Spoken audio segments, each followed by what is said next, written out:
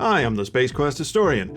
If you have even a passing interest in modern indie adventure games, it can hardly have escaped your attention that two major and highly anticipated releases dropped recently. Well, recently in the sense that they came out the same year as I'm making this video, which is nearly unheard of in terms of what I usually cover on this channel.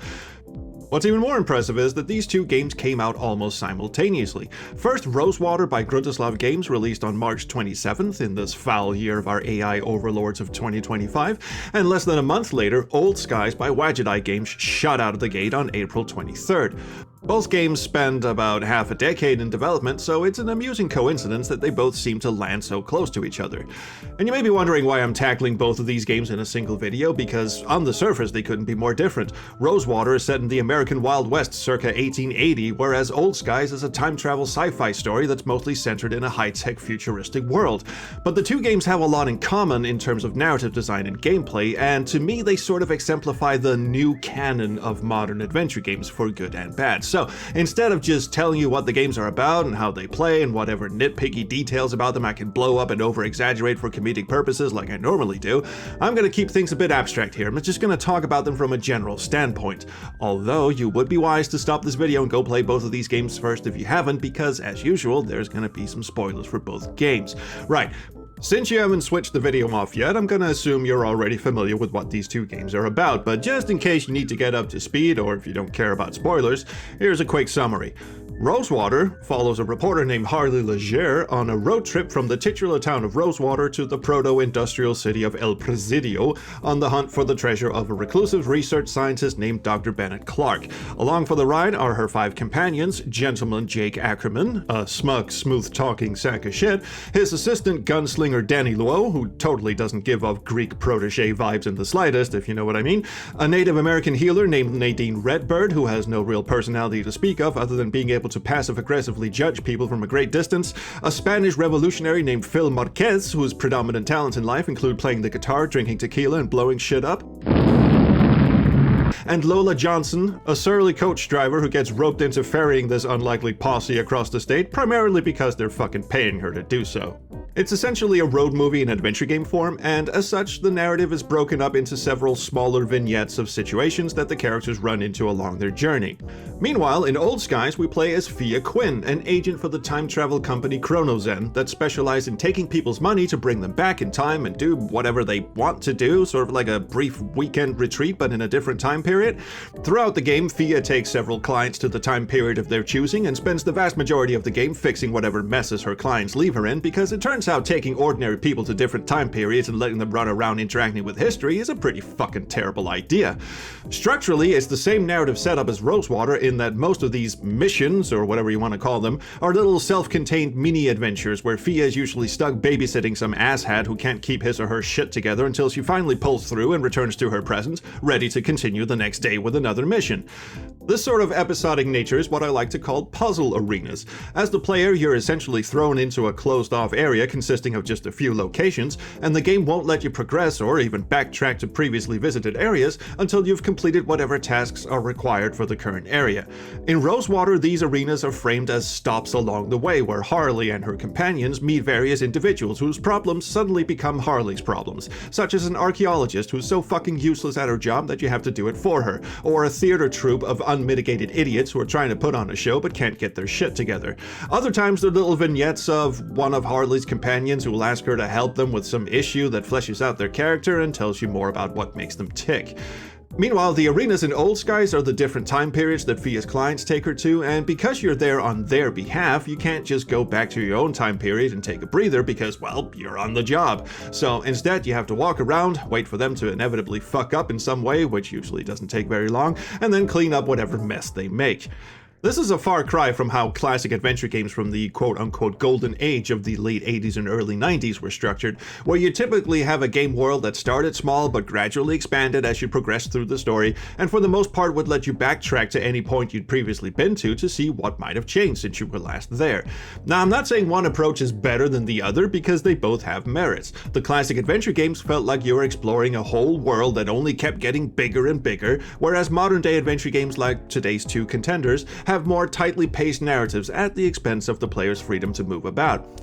I realize that's a bit of a grand sweeping generalization because obviously there are plenty of exceptions to this rule, both from the classic and modern eras of adventure games, but I think it's fair to say that as a general rule, classic adventure games focus more on exploration and modern adventure games focus more on narrative. And by necessity, the railroading of modern adventure games is also reflected in its puzzle design. A common complaint about modern adventure games is that they're too easy, and indeed Rosewater and Old Skies seem particularly worried, almost to the point of panic, that the player might spend too long at any given area before being allowed to progress, and that sort of makes sense. If all you have to show the player at any given time is the same 4 or 5 screens populated by the same 4 or 5 NPCs, then that shit gets old fairly quickly, especially if the player happens to get stuck and has to walk back and forth in this little virtual chicken coop. I've talked about German adventure game design before on this channel. It refers to the practice of shoving a million inventory items down the protagonist's pockets with little to no indication of how they might become useful later on, and it's something I've found to be especially prevalent in adventure games made in Germany, hence the name. I mention this because Old Skies and Rosewater are the exact antithesis of German adventure game design. There are almost no inventory-based puzzles in these games, and the few that are there are absurdly simple, almost perfunctory, as if they were included simply to remind players that they were in fact playing an adventure game. Most of your time in these two games will be spent talking to people. Every so often you may be told to go on a fetch quest and bring back an item for someone or find something that'll grant you access to a locked off location, but these items are always, without fail, exceptionally obvious. Like, this cop in Old Sky specifically asks to see a press pass before she'll let you into the building, and the traditional adventure game might have set you on a multi-step path of collecting individual pieces of something that could be combined to form a believable press pass. They'd have you, like, steal someone else's pass, get your photo taken at a nearby photo booth, find a computer and use it to print out your name with the same font as the pass, cut out your name and photo using a pair of scissors that requires you to solve a whole nother puzzle chain to acquire, place the stolen pass name and photo very carefully on a photocopier and print out a copy, cut the printed copy into the correct shape as the pass with your precious scissors, then use a laminator to make it look like an official pass, all while doing this under a strict time limit because you had to distract someone to even steal the press pass in the first place, and they'll be back in less than 3 minutes. That's an adventure game puzzle. Sure, it's a shitty one, but that's the sort of thing you'd expect from a classic adventure game. Not here! In Old Skies, the solution is to simply go to a newspaper office and take a press pass hanging from a cubicle. That's it. And Rosewater is even simpler in this regard. Usually you won't even need to go around picking up inventory items because your companions would just toss you whatever you need in any given situation. You need a mirror to look at the shadow around the counter at the post office, so you talk to Jake and all of a sudden he has a mirror on him that he'll just give to you. You're in an ambush and you need to make a mud pie to fling at your attacker, but the mud is too dry, so you talk to Phil and he just happens to have a pocket flask on him. I mean, I get it. Getting stuck is no fun. Moon logic is no fun. Absurd inventory combination puzzles are no fun. And a lot of adventure game designers of yore seem to habitually confuse challenging puzzle design with ludicrous nonsense. But these two games seem so desperate to avoid getting the player stuck that their answer seems to be to just dispense with challenge altogether. There's rarely any ingenuity or lateral thinking required of the player. It's simply go get the obvious thing in plain sight, then use the obvious thing on this other obvious thing, and that's the puzzle solved. Quickly, let's get moving before we get bored. Instead, what these games like more than anything are dialogue puzzles. Basically, every time you collect a new piece of information, it's time to do the rounds and ask every character you've already met about this new information, hoping that one of them will pony up some additional information that you then have to go ask everyone about. I honestly find that a lot more irritating than having to work out some bizarre inventory-based puzzle because the protagonist always seems to instinctively know what information is relevant and what isn't, which means you're not actually deducing anything, you're just walking back and forth between NPCs hoping that a new line of dialogue has been added to their dialogue tree. It's not really puzzle solving, it's just busy work, and it makes you feel like a passive observer than an actual involved participant in the story. And a particularly egregious example of this in Rosewater is this shit with the religious cult who sabotaged your wagon and left you stranded, hoping that you will eventually just give up and decide to live with them forever and ever, which is a fairly insane premise to begin with, but that's beside the point. Here the challenge, if you want to call it that, is that you basically just have to walk back and forth between characters and pry into their personal lives until you discover why they sabotaged your wagon. And I got lost in the sea of names of these people pretty damn quickly, but lucky for me, Harley has a much better memory of this sort of thing than I do, so this whole section basically just amounted to me walking around in circles waiting for a new conversation option to appear in people's dialogue trees. I was almost completely divorced from the actual mission at hand because I didn't know these characters, and I honestly couldn't give less of a fuck about their self-inflicted plight. I just wanted to get my ass back on the road, something I feel could just have easily been accomplished by a swift haymaker to the head of anyone who tried to step in my way, but Harley, of course, can't resist the temptation to do this the hard way and get all up in everybody's business instead. Not to mention, what's even more far-fetched is that this supposedly pious Jesus freak jumps into bed with a Spanish revolutionary after knowing him for only a few hours. I guess they skipped the saving yourself till marriage part of Bible study around here, which has nothing to do with the puzzle, that just seemed funny to me. Anyway, that's not to say there aren't some satisfying head scratchers in these games, but they typically fall more into the observation and deduction category. This bit in Old Skies where you have to reprogram the trigger phrase of a spray bottle containing a voice-activated explosive chemical to match words that a person is speaking but only sound like the actual words was really satisfying and quite clever. And likewise, figuring out the combinations of this locked door in Dr. Clark's abandoned lab in Rosewater was really clever because it required you to pay attention to clues given to you inadvertently by NPCs around this proto-hippie commune, as well as facts and important dates gleaned from historical archives like this dude's diary. More often than not, though, you'll be spending the vast majority of these games walking back and forth between NPCs and clicking around endlessly expanding dialogue trees. And I think this robs the player of any real agency and of getting actively involved in the story because the protagonist is really doing all the work for you. The conversation options available for each NPC determines what's important to focus on, and you may be 2 steps behind and wondering why the hell a new option just appeared in a dialogue tree, or 2 steps ahead of the protagonist and getting aggravated about why they won't just ask about what's incredibly obvious in this situation. And don't get me wrong, I can absolutely see why these games have chosen to focus on dialogue trees more than lateral puzzles, or what you might call quote-unquote regular use this on that type adventure game puzzles. It's because dialogue develops character. It makes you feel like you're interacting with people and getting to know them and the world around them, rather than running around duct taping shit together in bizarre, unrealistic ways to circumvent equally bizarre and unrealistic obstacles. Games with a primary focus on lateral puzzles make you feel very lonely. It feels like the world around you is just a static backdrop for you to mess with, and that's assuming the game will even let you mess with it. Monkey Island 2 is very much an example of a game that puts lateral puzzles first and character interaction a distant second. Sure, you talk to people, but let's be honest, none of these characters in the game have any real depth to them, and they're not meant to. They're just meant to be cockblocks or quest givers, frequently both actually. And yet it's a brilliant game because it knows exactly what it wants to be. It wants to give you a framework for a broad variety of humorous head scratchers, like how to win a spitting competition, or how to nail an annoying salesman into a coffin so he'll shut the fuck up, and that's the extent of that. There is a story, and it does unfold and progress like stories typically do, but it does so in between gameplay sections. And the story isn't why you're playing Monkey Island 2, it's the journey rather than the destination.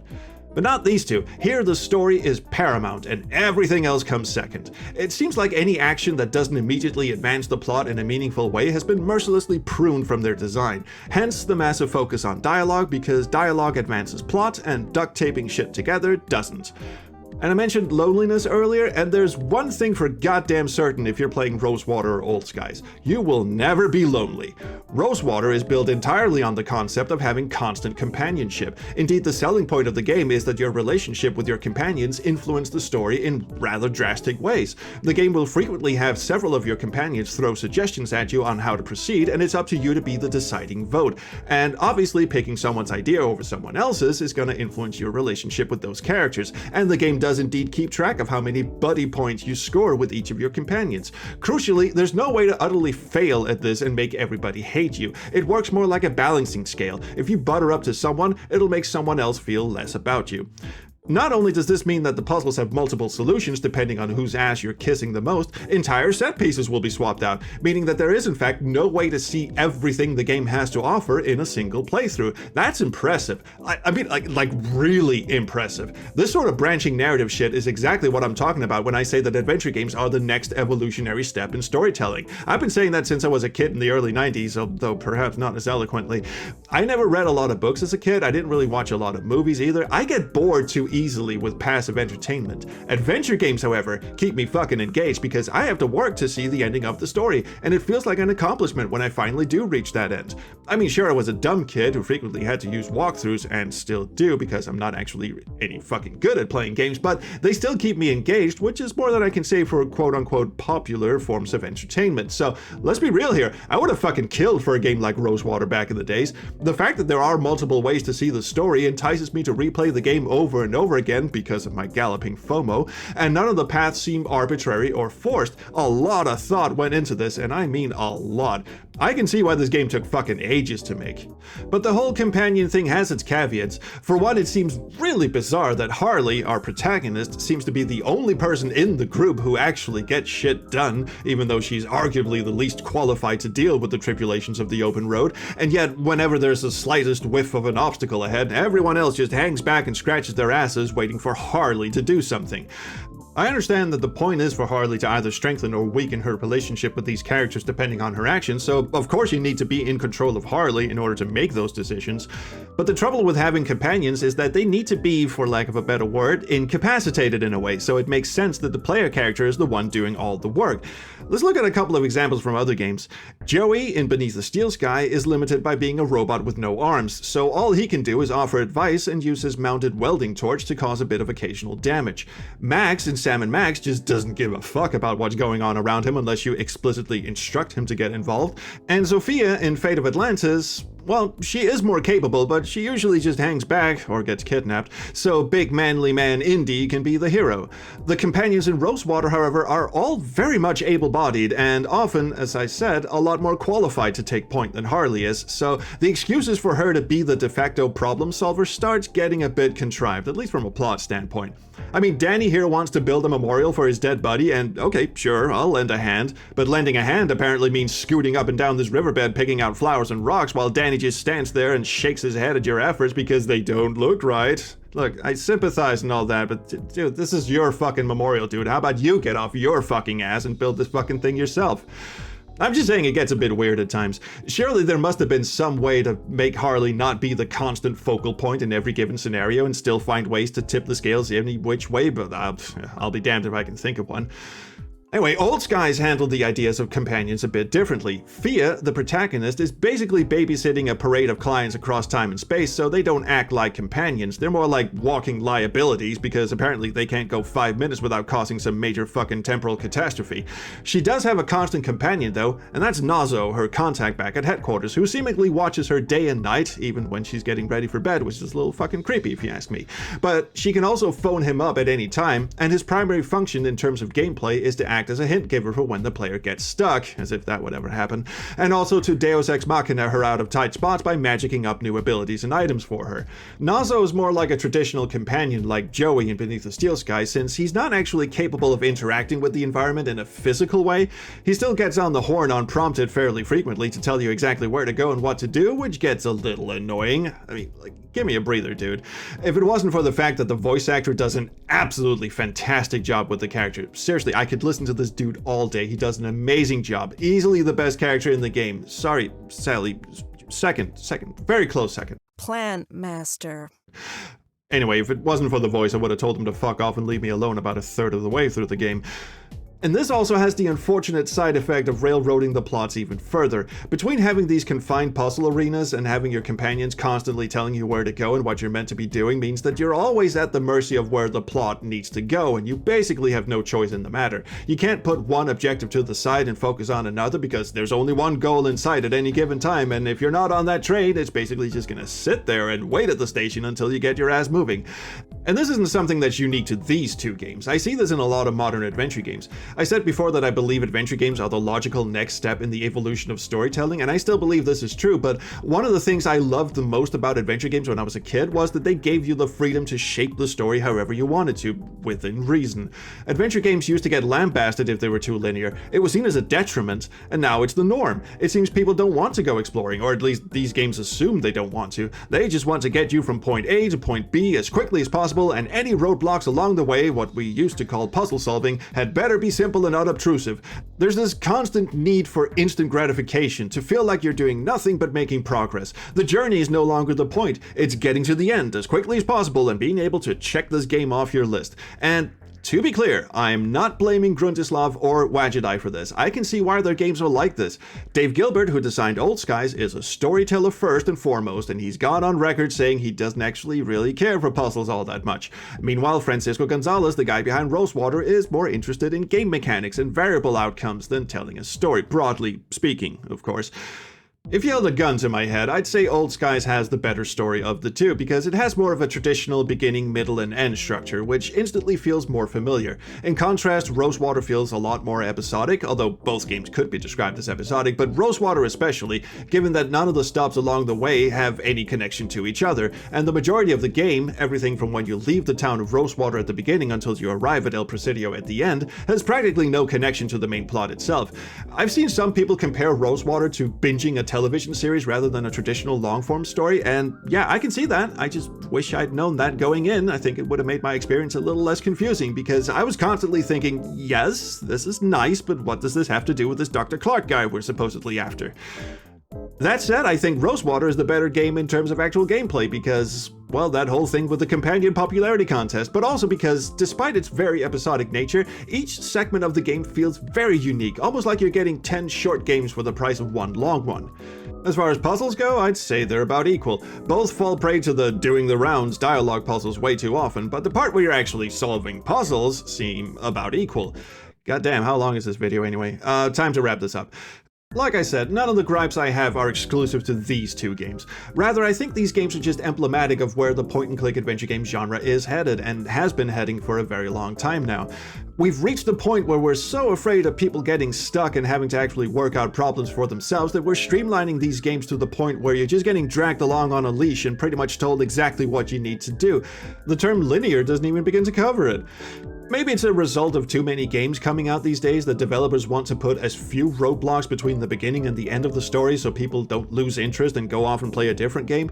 Maybe it's because gamers have been conditioned to expect a constant steady rush of dopamine highs instead of spending a few hours getting to grips with the environment and having more than one or two objectives at a time. So I don't want this to sound like I'm begrudging Old Skies or Rosewater for this. They're symptomatic more than anything else, and they're good games. I enjoyed my time with both of them, so if your takeaway from this video is that I dislike them, then let me be clear, I don't. If you're on the fence about playing any of these games for yourself, which means you clearly didn't heed my spoiler warning at the beginning of this video, then by all means let me make a clear and unequivocal recommendation for both of them. If you've ever played an adventure game from the old heydays of Sierra and LucasArts, then it goes without saying you'll breeze right through them, but that's not to say they're over in a blink of an eye. Both games are fairly long and should keep you occupied for a good while, and if you're one of those people who just want to rush to the ending so you can get on with the next 3,000 unplayed games in your Steam library, then both games also have a very satisfying conclusion that I'm sure you'll find rewarding. If, on the other hand, you're the sort of person who likes to take their time and delve deep into the gaming experience, then both games also have plenty to offer. Rosewater in particular, given that it's a game that truly rewards you for replaying the game multiple times. And while Old Skies doesn't quite offer you the same in terms of replay value, it's still a solid adventure with an amazing and well-told story that you'll want to experience again and again. It's kind of like rereading a good book. I'm not trying to be a pedantic little shit about this. Both the developers are good friends of mine, and I have nothing but respect and admiration for their craft. And as for me bitching about railroading the player through a somewhat claustrophobic linear experience, I don't mean to say that I want to bring back the sort of batshit puzzle design where a live monkey somehow works as a substitute for a monkey wrench, or where a fake mustache made from cat hair and maple syrup will trick a person into loaning you a motorcycle. I'm not the sort of person who's blinded by nostalgia and longs for the days of yore without being able to see the benefits of progress. Hell, some of my favorite games from the classic era are just as guilty of trapping the player in a series of confined set pieces. I mean, look at Space Quest 4 for Christ's sakes. I just hoped I'll someday see a game again with a big open world to explore like Day of the Tentacle or Leisure Suit Larry 6, and anyway, I'm the Space Quest historian, and this is why I don't do fucking reviews. I'm a tangent person, and this was my fucking tangent, so take care, and I'll see you around the Tangent-O stream. Bye! Plant Master. Plant Master. Plant Master. Plant Master. Plant Master. Plant Master. Plant Master. Plant Master. Plant Master. Plant Master.